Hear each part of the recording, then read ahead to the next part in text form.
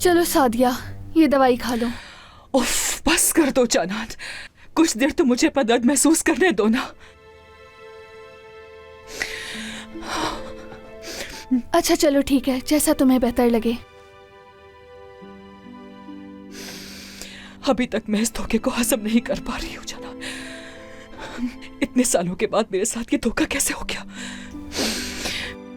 ठीक कह रही हो, मैं सोच भी नहीं सकती थी कि करीम भाई धोखा देंगे, वो भी अपनी नौकरानी के साथ जिसे अपने घर में पनाह दी थी। एक पल में मेरी जिंदगी कैसे उलट पलट हो गई। बेटी को पाने की खुशी भी ना महसूस कर सकी। देखो सादिया, इस वक्त तुम्हारे लिए सबसे अहम तुम्हारा घर बचाना है और कुछ नहीं। करीम भाई तलाक का सोच रहे हैं तो तुम सबा का मत सोचो अभी।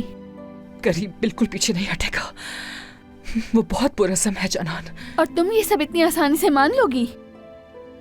एक तो करीम भाई तुम्हें तलाक देना चाह रहे हैं और ऊपर से तुम्हें धोखा भी दिया। तुम्हें भी उन्हें इतनी ही मजबूती दिखानी होगी। बहुत बहुत ज्यादा तकलीफ हुई है मुझे, मगर मेरे अंदर इतना गुरूर है कि मैं ऐसे शख्स के साथ ना रहूं जो मुझसे मोहब्बत नहीं करता। क्या कहना चाह रही हो तुम? करीम को तलाक दे दूंगी मैं। अब मैं उसका चेहरा भी नहीं देखना चाहती हूँ। सादिया मेरी बात सुनो, देखो तुम्हें अभी अभी चोट पहुंची है, इसलिए तुम सोच नहीं पा रही हो। इस वक्त तुम ये नहीं जानती हो कि तुम क्या कह रही हो। अच्छी तरह जानती हूँ जानान, अच्छी तरह जानती हूँ मैंने उस शख्स के लिए अपनी मासूम सी बच्ची को इतने अरसे तक अपने आप से दूर रखा।